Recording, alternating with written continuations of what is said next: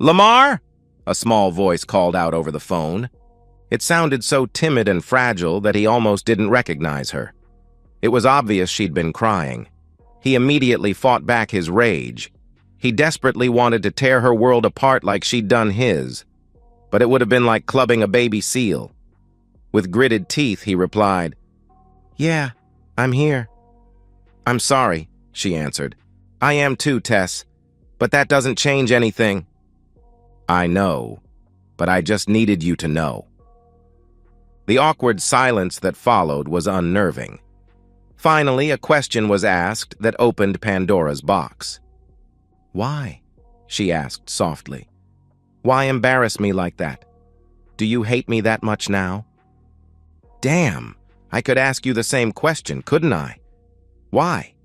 Why in the hell would you throw away the past 5 years? Was he that incredible that it was worth destroying our marriage? There was no reply but her soft sobs. As for what I did, other than exposing you to your families, I didn't do anything. I didn't have anything to do with what was posted on the internet. He knew that wasn't exactly true. Still, plausible deniability was a wonderful thing. As for your family and his, he sneered, fighting back his anger. Without any proof, your family would deny your shit stinks, let alone you'd ever act like a cheating woman. Besides, both of you wanted to be famous. I just helped that along. Tessa Albright Hopkins was a tall, striking blonde who was a professional model and actress. Although she was well known locally and even regionally, she still had national, if not international, dreams. She'd done many Dallas-Worth area commercials and statewide ones as well. She'd performed in an off-Broadway production that toured across the South and even had landed several small speaking roles in movies that had been shot on location there in Texas. She was now on her way to being a star, albeit an international adult star. Her extended weekend in San Antonio last month while shooting a series of commercials had provided several videos that had ended up on 2 Russian adult sites. Her co-star was an ex-NFL jock-turned-actor named Brad. He'd played with the Dallas Cowboys for several years, albeit on special teams. Still, with his good looks, athletic body, and abundant arrogance, he was the perfect leading man. Besides being a player, both actually and figuratively, Brad had a strong taste for the added thrill of public intimacy. Lamar supposed he should feel lucky, since that little kink had allowed his wife's indiscretions to be revealed. But Lamar wasn't feeling all that lucky at the moment. He'd found out about the website 2 weeks previously. He'd suspected something had happened the last time Tessa had worked with Brad, about 10 months prior, but didn't have any proof to back up his fears. Now, he did. His heart broke when he first saw the evidence and watched the woman he adored give herself to another. Slowly, the excruciating pain began to morph into a wave of sickening anger. The mixture threatened to overwhelm him, but he was able to contain it, barely, enough to do the things he needed. Once he saw the videos, he'd hired a private investigator to verify their authenticity and gather any additional information. It had only taken them about a week to confirm everything, plus interview some of those who had been on site during the shoot. He'd then contacted a divorce lawyer. Lamar Hopkins wasn't proud of how he'd confronted his cheating wife, but he wasn't ashamed either.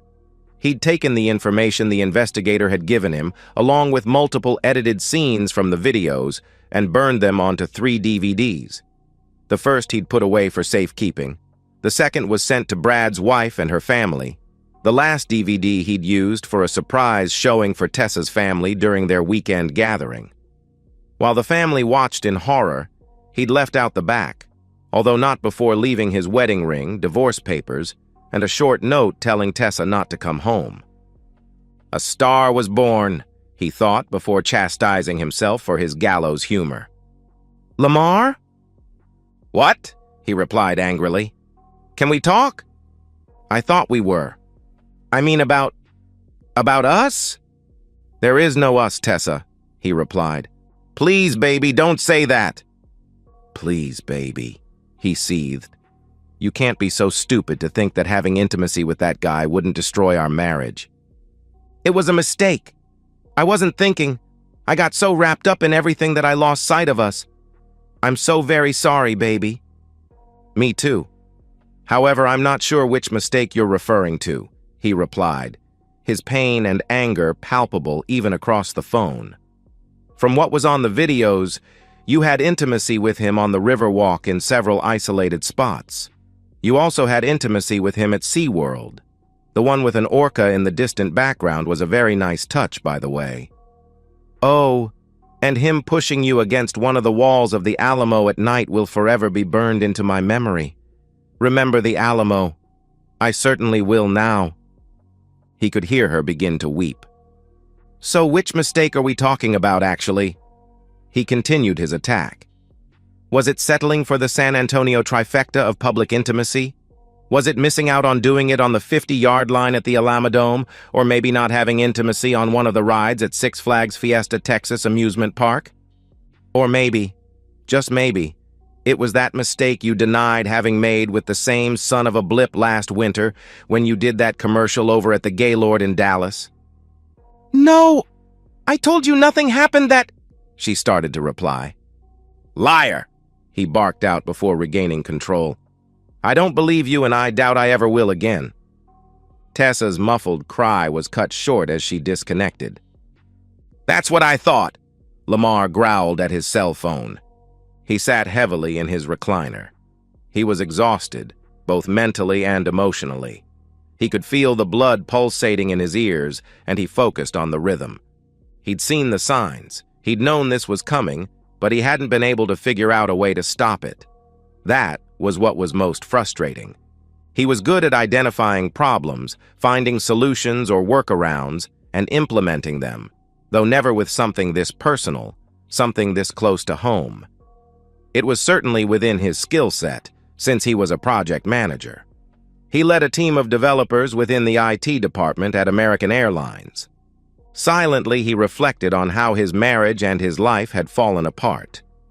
The first domino to fall, at least to his awareness, was 10 months ago. Tessa had spent several days at the Gaylord Texan Resort in Grapevine, a northern suburb in the DFW metro. She'd been shooting some commercials for a regional jewelry chain. It was an ideal setting with its smaller indoor versions of the Riverwalk and Alamo. It had supposedly been the first time she'd worked with Brad, and he'd noticed things had been off as soon as she'd returned. Several days later, he'd heard hints that something had happened during the shoot. He'd confronted Tessa, but she'd denied everything. She'd been so devastated when he'd accused her that his heart had almost broken as well. Without proof, he'd been left to wallow in his suspicion and uncertainty. He realized his lingering doubts were poisoning their marriage, but he wasn't sure how to resolve it. Over the next few months, things slowly returned to a fragile normal. When she announced the San Antonio shoot with Brad, all the doubts and fears resurfaced. She'd tried to reassure him that it was nothing but a professional shoot. When his concerns didn't lessen, she'd turned defensive. Lamar had tried to hide his personal struggles, but his anger and frustration seeped through. Tessa recognized it, but didn't know how to alleviate it. She ended up ignoring it, hoping to avoid another confrontation. His team at work saw through it immediately as well. Surmising the problem might be marital, it had been the two female team members, Kelsey and Kama, who had approached him. Kelsey, the self-appointed spark plug of the team, stood a couple of inches shy of 5 feet and weighed maybe 90 pounds soaking wet. She had bright red frizzy hair that surrounded her cute pixie-like face and piercing green eyes. Even though she looked like a teenager, she was in her late 20s. Kama, on the other hand, was a tall Indian woman in her early 30s. She always had an air of grace surrounding her, no doubt from her upper caste upbringing. Her striking beauty was marred only by a severe overbite. Still, her dark hair and eyes and her very womanly physique made her quite attractive. So attractive that the remaining two members of the team, Raj and Marty, followed her around like lovesick puppies. Slowly, both women had worn him down, and he eventually shared his concerns. Within hours, his team had assembled around him. They were close as a team, working long hours and under impossible deadlines. As they stood surrounding him, Lamar had fought his gallows humor and the desire to say, "Oh, look, we're in the land of the little people," since everyone in his team, except for Kama, was height disadvantaged. Raj was a small, wiry Indian man in his early 20s. Even though everyone on Lamar's team was very intelligent, Raj was scary smart. Marty was also short, maybe a few inches above 5 feet, and had to weigh at least 200 pounds. With his round face, curly black hair, and wire-rimmed glasses, it was easy to see some resemblance to a hobbit. The fact he'd dressed up like Frodo Baggins a couple of years earlier for a Halloween party had sealed his nickname. Standing at a shade over 6 feet, Lamar towered over them. At that moment, however, he felt very, very small. Their reactions were fairly predictable. Kelsey thought he should go to San Antonio and confront Tessa. Kama suggested counseling. Raj offered to hack into her personal accounts, and Marty wanted to try and sell her to a Mexican whorehouse. Although they meant well, Lamar was hesitant to take relationship advice from them. Kama had the most relationship experience of the group by far, but she changed boyfriends as often as she changed outfits. Kelsey had an on-again, off-again boyfriend from the time Lamar had met her 3 years before. He'd lost count of how many times they'd broken up over that time. Lamar wasn't sure, but thought they were broken up at the time. Raj was a genuinely nice guy, but his computer brilliance had come at the price of his social skills, which were very lacking. Besides, he was so infatuated with Kama that whatever she suggested, he'd dutifully second. Marty was another thing altogether. Normally friendly and pleasant, he had a sinister side to him as well. Lamar believed he still lived in his parents' basement. He was also pretty sure whatever social graces Marty had were gleaned from social media. Lamar wasn't sure what to do. In the end, he decided against hiring an expensive investigator. The cost and exposure, if there was nothing happening, was too great a risk, even though Marty said he knew someone who could do it cheaply. Tessa had acted so hurt and angry the last time that Lamar felt he would seriously damage their marriage if he didn't give her the benefit of the doubt. With the situation unresolved, Lamar went back to the uneasy feeling his marriage was in trouble. His concerns after her trip were intensified by her reactions when she came home. It had been like their honeymoon, as Tessa had tried to kill him with intimacy that first week. When Lamar had questioned her about it, she had exploded. That next week was the polar opposite. Ice cold. It was at the end of the second week after Tessa's San Antonio trip that Kelsey and Marty approached him. Actually, Kelsey was dragging an obviously reluctant Marty. "Tell him, Frodo!" Kelsey demanded. Marty looked very uncomfortable as he shifted from one foot to the other. "Damn it, Marty! Tell him!" she spits. Lamar was half expecting her to stomp her foot as well. "Ah, well, damn it, Lamar. I'm sorry, but I sort of ran across this website and, well, it had some videos on it." Kelsey snorted and Marty glared at her. "You want to tell him?" he snapped. "Tell me what?" Lamar interjected. "All right," Marty huffed. "Last night I kind of stumbled on a few adult videos." "Marty, I really don't want to hear about your latest adult video viewing escapades." "Well, you might this time. The blonde in those videos looked a whole lot like your wife." "Tessa?" he replied, the shock and doubt obvious on his face. Marty nodded. "I don't believe you." "It's true, Lamar," Kelsey interjected. "I saw them, and it's your wife and that Brad guy having intimacy in public places." "You saw it?" Lamar grimaced as his world began to slowly implode. "You were watching adult videos?" Marty couldn't hold back a snort as Kelsey's face turned as red as her hair. "That's not what I meant. Not that I haven't," she stammered. "Never mind that. Yes, I saw the videos, we all did, and they really are of Tessa." "Everyone's seen them?" Lamar growled. "Well, yeah," Marty replied. "They were on the internet." "And you're sure it was Tessa?" "I'm sorry, Lamar," Kelsey said gently, trying to defuse the situation. But I'm sure. Lamar sighed. I guess I'll need those websites. I'll take a look tonight. Sorry, Lamar, Marty said softly and gave him the information. Lamar almost didn't look at the sites that night. If they showed what he'd feared, then his 4-year marriage would likely be over. When they'd first started dating, Tessa had sworn she'd been through with the wild and sometimes decadent aspects of the modeling and acting worlds. Evidence that she'd returned to that lifestyle couldn't be ignored. It would have to be acted upon. Eventually, he did watch them. Tessa was gone for a few days at an event, which allowed him to watch in peace. What he saw shattered any peace he thought he might have. It was the longest night of his life as he fought his demons. From the pain of being betrayed to the frustrated rage of watching his dreams burn in front of him, Lamar spent the night in bipolar hell. The next day, he began to pick up the emotional pieces. Piece by piece, he slowly regained the self-control he needed.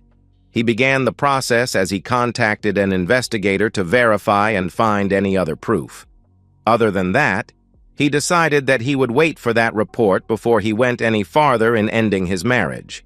If it got to that point, he wasn't sure exactly what he would do. His team had other ideas. Leave the cheating woman, Kelsey snorted. I'll need to at least confront her, Kelsey, Lamar stated. Why? What could she possibly say? She retorted. Maybe she was drugged, Kama interjected.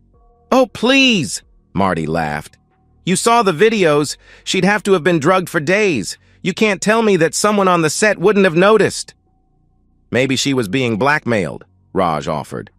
Yeah, and maybe she was hit by the Martian ray. Marty snorted. Martian ray? Both Kama and Raj asked simultaneously. Never mind, Marty laughed. Still, you're going to leave her, right, Lamar? Kelsey added. I suspect that's what will happen, Lamar said grimly. I have an investigator gathering up the facts. I suspect my marriage is through, but I'll still need to confront her. If I do leave her, I'm not sure exactly how to go about doing it. Just leave, Raj said matter-of-factly. There must be, Marty added, smiling. I don't know. 50 ways to leave your lover? The entire group was filled with muffled chuckles or groans. Just slip out the back, Jack, Raj stated. Make a new plan, Stan, Marty quickly added. All right, Lamar snorted. You've made your point. Kelsey grinned sweetly, a sign she was about to say something definitely not sweet. Just throw her under the bus, Gus. I don't think, Lamar stated, failing to hide a small smile. That was part of the lyrics. Maybe not, Kelsey replied with an innocent smile that quickly turned into an evil grin. But it should have been. Just put her in the trunk, Monk, Marty added. Kama was slowly shaking her head, but couldn't help but join in. Just run for cover, lover. Burn her at the stake, Jake, Kelsey squealed with glee. Just sleep with her sister, mister, Marty sang. Dear God, no, Lamar barked out, looking like he'd swallowed something rotten. She has 2 sisters. Both are attractive, but no way. One is so stuck up she's definitely frigid, and the other is a Texas version of the church lady. Both are truly puckered. Not only is it a no, but a hell no. Then do her mother, brother, Raj said, smiling like he'd solved some difficult programming code. Ew! Both Kama and Kelsey squealed. Then do her dad, Chad, Marty almost shouted. Enough, Lamar said, fighting back a laugh. Before someone overhears us and we all get sent to HR to be lectured about political correctness. With a few giggles and chuckles, the group settled into an awkward silence. Thank you, Lamar said quietly. Your support right now means more than you know. However, I'll have to figure out what to do and how to do it. I'm the one who will have to live with the consequences. Tessa took a deep breath as she adjusted her dress, opened the car door of her BMW, and crawled behind the wheel. As she left her parents' Highland Park mansion, she checked her GPS. What would normally be a leisurely 20-minute North Dallas drive was now being estimated at just under an hour. Friday night rush hour had both I-35 and the George Bush Turnpike gridlocked. A quick glance at her watch reminded her how late she was. She was currently 30 minutes late, and now she'd arrived just when he was going to leave. "Damn it, this isn't happening," she thought to herself. "Not now. Please, not tonight." She checked her GPS again for the quickest route. Her destination was simple, her home in Plano, or at least what had been her home until a week ago. Now, everything was in chaos. She fought back a sob. For the 100th time, she replayed last Friday evening. That was when her world fell apart, and it started with that horrible video. Actually, she knew that wasn't true. Her world had started to unravel almost 10 months earlier when she'd allowed Brad to cross boundaries that should have been reserved only for her husband. She hadn't slept with Brad, but their make-out and groping session in the Gaylord's Riverwalk ended up being a precursor to what had actually happened in San Antonio. She felt her cheeks flush with both shame and a remembered desire. She'd like to have said she didn't know why it happened, but she knew all too well why she'd fallen. There were reasons surrounding her incredibly stupid choices, but they all sounded like excuses. The truth wasn't flattering, and made her sound like what she knew she was: selfish. Still, her husband's way of exposing her had been cruel. He'd displayed all her extramarital atrocities for everyone to see.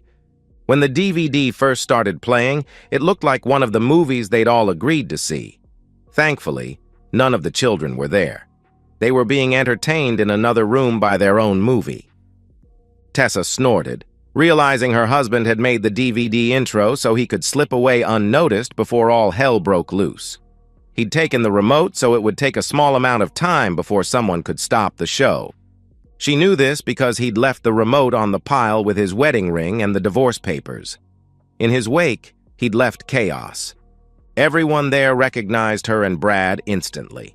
Within 30 seconds, enough sound bites had been displayed that there was no doubt what was being seen. It was she and Brad having intimacy in several public places. She was relieved that all that could be seen was her body, and of course, that she was having intimacy. Thankfully, whoever had shot the video hadn't had access to their hotel suites. Having her family see this was very bad. But seeing her in a compromising situation with Brad and a young makeup artist, her family reacted as she'd expected. Her mother was shocked and just cried, while her father glared at her in disapproval. Her brother gave her an ugly look as he escorted his embarrassed girlfriend out of the room. Her overly pious sister and brother-in-law couldn't even look her in the eyes as they left. The other sister haughtily walked up to her and slapped her. As she and her husband walked out, Tessa couldn't help noticing the way that brother-in-law was leering at her. Needless to say, the party ended shortly thereafter.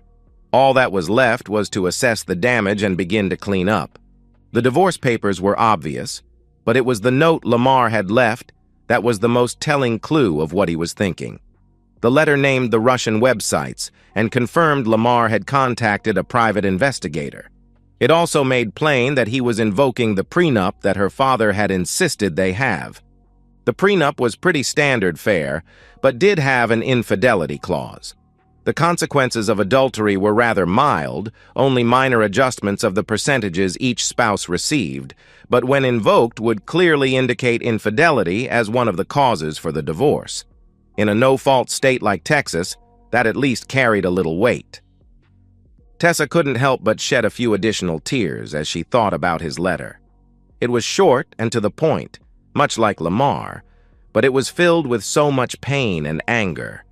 It simply stated that she shouldn't come home without calling first. He'd changed the locks, and since their house had been his before the wedding and covered under the prenup, he wanted all of her things out before the end of the weekend. He went on to call her names, things Lamar would never have said to her before. She knew there was some truth in those labels, but knowing her husband now thought them about her hurt deeper than she'd ever imagined.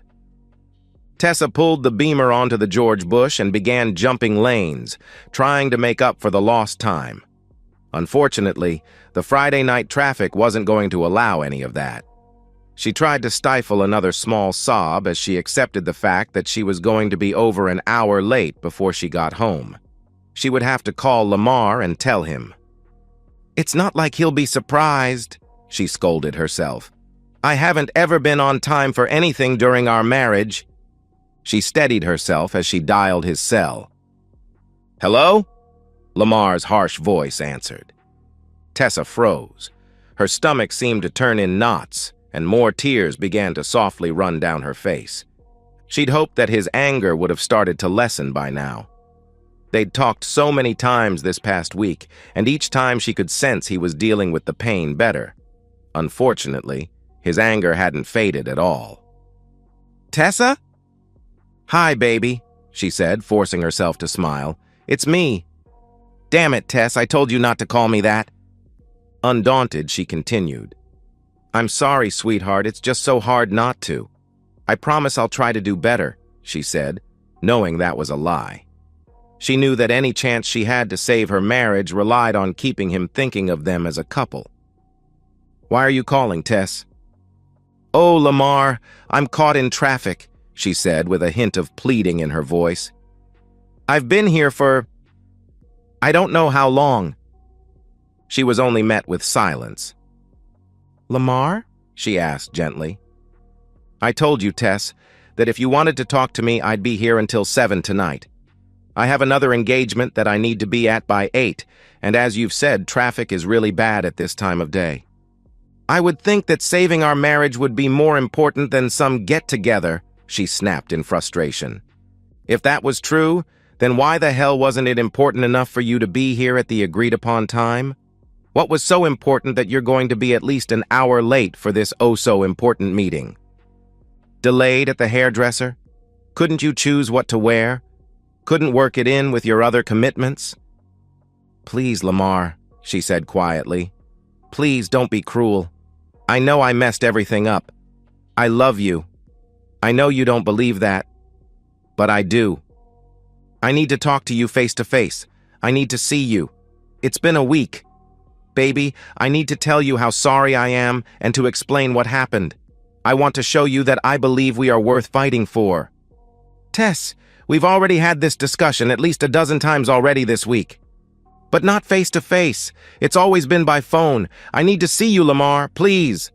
"All right, I'll call and let them know I'll be late. But it'll only be a little late, maybe 30 minutes or so." 30 minutes? Is that all our marriage is worth to you? "Are you kidding me?" he barked. "Do you really want me to answer that? I'll see you when you finally get here." As she heard him disconnect, a sense of despair fell over her. Her marriage wasn't just wounded, it was on life support. Her husband's greatest fear had become a reality. How could they hope to overcome that now? She prayed that he'd be able to do something almost unthinkable, trust her again. How do you convince someone to not be afraid when you both know damn well that they should be? Tessa sighed, thinking back. She'd joined the other desperate hopefuls when she'd begun modeling at 14. By 18, she was frequenting catwalks all across the South. It only lasted about 14 months. By that time, her body had fully developed, and she was borderline too busty for the fashion runway.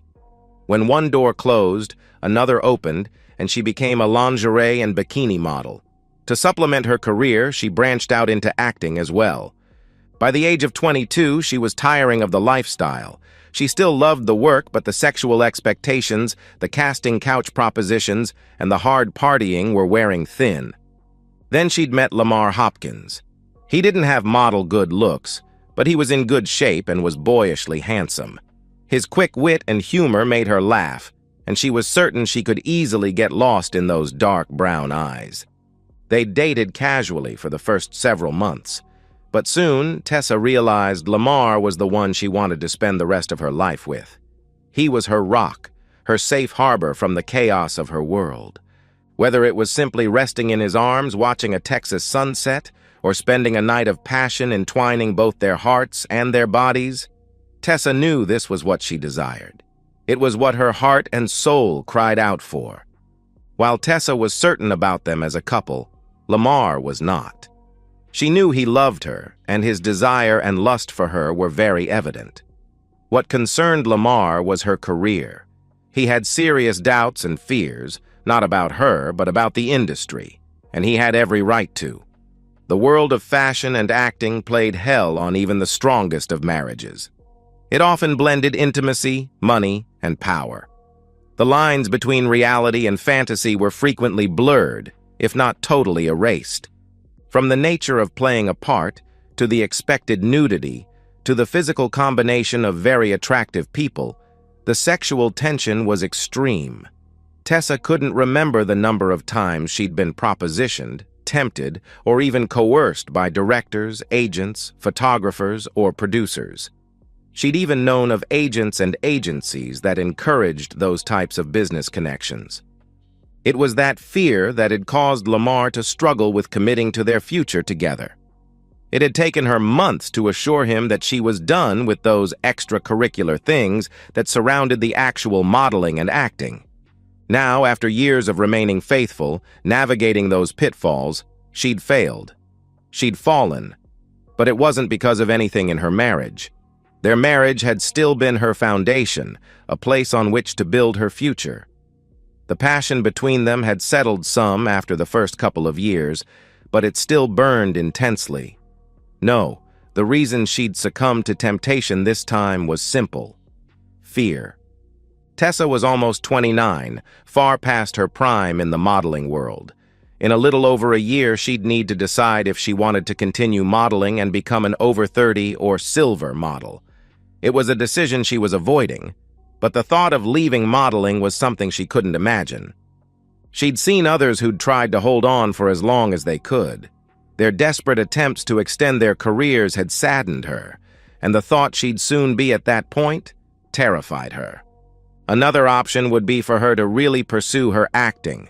In order to do that, she'd need to move to LA or New York. Both were daunting since she wasn't even a big fish in her current little pond. A third option was the one she had trouble even talking about: changing careers entirely. The few times she and her husband had discussed it, things had gotten very emotional, and harsh words had been exchanged. She realized that most of those words were hers, and she lashed out primarily out of fear. "Please, God," she silently begged as she drove, "don't let him ask me to give up my dream. I know that it's going to change, but please." She spent the rest of her drive racking her brain, trying to think of ways to save their marriage. When she finally pulled into the driveway, she was already emotionally exhausted. The anxiety and anticipation of her meeting had her adrenaline flowing, but she could feel an overwhelming weariness waiting in the background. Fixing her makeup, she stepped out of the car and strode up to the front door. His welcome was cool, at best. She stepped forward to hug him, but he stepped back and shook his head. "Lamar, I'm so sorry," she began. "I am too," he replied coldly. "Why don't we take this to the living room? Would you like something to drink?" "Something strong, please. I feel like I may need it." "Your usual gin and tonic?" he asked. "Yes, that would be fine. Thank you." She watched as he quickly fixed her drink and then led them to the living room. He was looking good, wearing a nice dress shirt, dress jeans, and cowboy boots. She hoped he recognized her attire that evening as well, since she'd tried to put on her best face. "You look good," she said softly. "So do you. But then you always do." "Thank you. You said you had a date tonight?" "No, I didn't say that. I'm meeting my team from work for German food and beer. We're meeting just up the road at the Bavarian Grill. I don't want to keep them waiting, so please say whatever it is you need to say." "How can you be so cold? It's like you don't care anymore." He snorted in obvious disgust. "I care," he said, the pain evident in his voice. "I wish the hell that I didn't, so this would be easier. When I found out, it almost killed me. It's lucky you weren't at home when I saw those videos. I cursed and yelled and cried. It was ugly. You tore out my heart by cheating on me. The simple fact is that I'm all cried out. Now I can look at what's left of our marriage and see it more clearly. I honestly don't see it surviving. I'd hope to grow old with you, but that's not going to happen now." "No," Tessa pleaded. "I'm so sorry, baby. I love you. Please don't give up on us. We can get through this." I don't see how. We could do counseling. I know it would help. Help? You've got to be joking. Help what? Help make you feel better? 'Cause it sure as hell won't make me trust you. Tessa, your career takes you away from home frequently. Usually it's days or a week or two at a time, but sometimes longer, much longer. When you were on the road with that play, you were gone, off and on, for months. I was able to survive those times because I believed you were faithful, even though I knew you were surrounded by temptations. You knew my greatest fear would be that you'd forget me, forget us, and you did. Baby, I know I failed you, but I promise you. Stop. You've already made those promises and weren't able to keep them. I realize you're sorry, and I even believe you may still love me, but it's not enough. There's no amount of apologies or counseling that will change the fact that I will have doubts believing you're staying faithful when you're gone. I can't live like that, Tess. I'm sorry, but I just can't. Please, Lamar, please try, she cried. You can't, he started, then paused, regaining control of his emotions. Tess, do you really understand what you did? You didn't just fail, you threw me away. No, I just got wrapped up in that stupid fantasy world and ended up betraying you. I failed us. No, he shouted, stunning her. You threw me away. You didn't just cheat on me, Tess. Unless you suddenly turned into a huge exhibitionist, you disregarded our entire marriage. You not only gave yourself to another, but you did it publicly and multiple times. That's like taking disrespect and smothering it with humiliation for me. You didn't just forget about your loyal husband, you allowed another man to publicly humiliate him. Lamar, please, she pleaded. I didn't mean to do that to you. Look, Tess, you're beautiful. Hell, you're the most stunning woman I've ever met. I'm sure you'll have guys begging to marry you as soon as they hear you're free. Go find somebody who can deal with your career and the temptations it offers you. Someone who can deal with your inevitable slips, because that's just not me. I don't want someone else. I want you. You're the one I love. I know you doubt that, but I want the chance to make it up to you. How? He snorted. How could you even begin making something like this back up to me? I don't know, but I'll do anything. I know I betrayed you. If I could find a way to take it back, you know I would. I'm not so sure, Tessa. We both know you've been worried about coming to the end of this chapter of your career.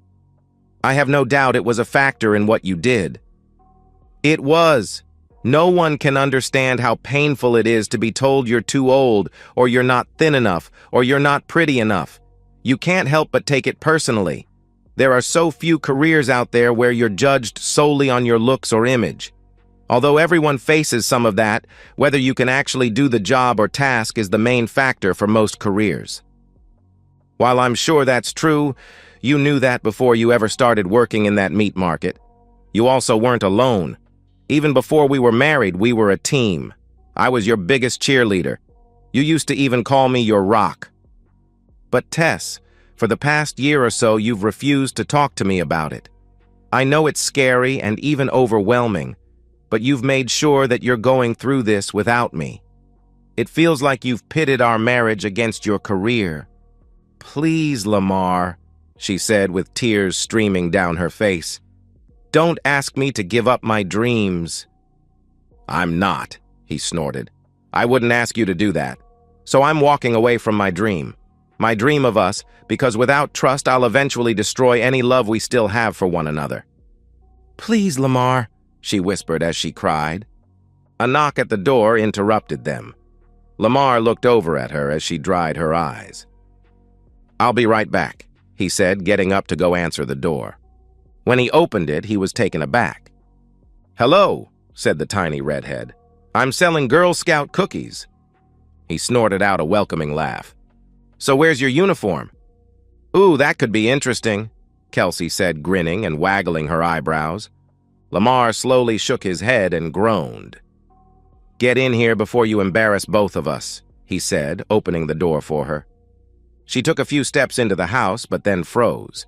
He turned and saw his future ex-wife glaring at his workmate. And what the hell is this? Tessa sneered, still wiping away her tears. "I thought you said it wasn't a date." "It's not. Kelsey is part of my team at work. You met her at the last Christmas party." He saw no recognition in Tessa's eyes. Shaking his head, he reintroduced them. "Tessa, this is Kelsey. She works with me. Kelsey, this is Tessa, and you already know who she is." "OMG," Kelsey squealed. "You're Tessa Albright. Can I have your autograph?" "Lamar, do you have a black marker?" the redhead said, looking over at him. He nodded cautiously, seeing a definite sparkle in her eyes. "Great! I'll go to the car and get my dildo so she can sign it." "What?" Tessa yelped. "Listen here, you tiny woman." "Shove it, Barbie cheating woman." "Enough!" Lamar barked, stunning both women. "Both of you, just stop! Kelsey, why are you here?" "I was sent to make sure you didn't back out tonight. I'm here to make sure you get some great German food and drink some great German beer." "All right," he sighed. "We're pretty much done here. We shouldn't keep the others waiting." "I doubt if they minded too much," Kelsey grinned. "Kama probably has Raj and Marty clogging, trying to impress her." The mental image brought a small smile to his face. Kelsey adjusted her purse to the other side. She glanced at Tessa before holding her hand out to Lamar. "Come on, honey," she cooed. "Let's go." Lamar rolled his eyes but still walked over to her. The little redhead wrapped her arm around his bicep. "Tess, we need to leave," Lamar said flatly. Seething but with tear-filled eyes, Tessa gathered her things and preceded the couple out the door. She stopped and turned to face her husband. "Don't give up on us, Lamar," she said softly. "We're not done yet." "You're wrong, Tess. We were done the first time you chose him over me. Our marriage is dead. All that's left is to bury it." Tessa stared at him as the tears now streamed down her cheeks. The sight of her pain almost caused him to falter and take her in his arms, but the small arm that curled around his bicep tightened. He gained strength from that small endearment. The blonde spun and quickly retreated to her Beamer. A few moments later, she was gone. The couple stood silently for a few moments before a gentle voice broke the spell. "I'm sorry," she whispered. "Me too. This wasn't what I wanted either. I'd hoped to spend the rest of my life with her." They walked over to her car in silence. "You know I could have just met y'all there," Lamar said wearily. "True," Kelsey giggled. "But where's the fun in that? Besides, when you called to let us know you'd be late, we knew one of us needed to come to rescue you." "And you lost the bet?" "Hell no," she snorted. "There wasn't any bet. I never gave them that chance." "Listen," he said as he looked back over at his car. "Maybe we should take both cars, just in case I need to leave early. I'm not sure I'll be the best company tonight." "Oh no," she smiled back up at him. "One car. That way if you drink too much, it'll be easier to get you back home. But we can take your car if you want. Just give me the keys when we get there." "Bossy little thing, aren't you?" he chuckled. "Yep," she said, grinning back at him. They walked back over to his car with Kelsey still attached to his arm. He opened her door for her and then walked around and got on the driver's side. Soon they were headed up to the German restaurant. "You know I'm sorry if I was out of line back there," Kelsey said softly. "Which time?" Lamar chuckled. "With Tessa," she laughed. "I mean, I really didn't mean to stir things up. Well, not too much." "Well, you weren't helping things." "Wasn't trying to," she snorted. "Look, Lamar, she treated you like shit, and then she bats her eyes and says she's sorry and acts like things are all better? Oh, hell no." Kelsey shifted uncomfortably in her seat. Finally, she turned to face him and softly touched his arm. "Lamar?" she said gently. "Yeah," he replied. "You must have figured it was Marty who had the guy watch your wife while she was in San Antonio, right?" He nodded. "Yeah, well, I was in on that too. I figured that as much as well." "You're not mad?" she asked. "No, but I do have a couple of questions." "It wasn't supposed to happen like that," she rushed. The guy who filmed it wasn't supposed to sell the videos to some adult site. Marty said the guy wasn't actually an investigator and Marty hadn't paid him anything yet. Then, when the guy took those videos and they were in public, well, he made a little money selling them. Lamar, please believe me. You weren't supposed to be embarrassed like that. I'm so sorry. All right. I guess I can see how that happened. I can even understand Marty's involvement, but why yours? Even in the early evening, he could see a blush slowly creeping up her neck and cheeks. Slowly, she took a deep breath and continued. Because when you mentioned your fears, I knew it would be hard for you to do what it would take to find out the truth. When someone suspects their spouse is cheating on them, there's a real good chance that they are. When I found out she was, I wanted to protect you. You don't deserve that. You deserve someone who will love you enough to keep their damn legs together when tempted. Well, I agree. I deserve someone like that. Then again, everyone who enters into a monogamous marriage deserves that. But you haven't answered my question. Why? Kelsey's face froze momentarily. Then she fell back into her seat, staring wide-eyed out the front windshield. Because you're a friend and I care about you, she said weakly, never taking her eyes off the road ahead. And you care about me? Like a friend? He replied gently.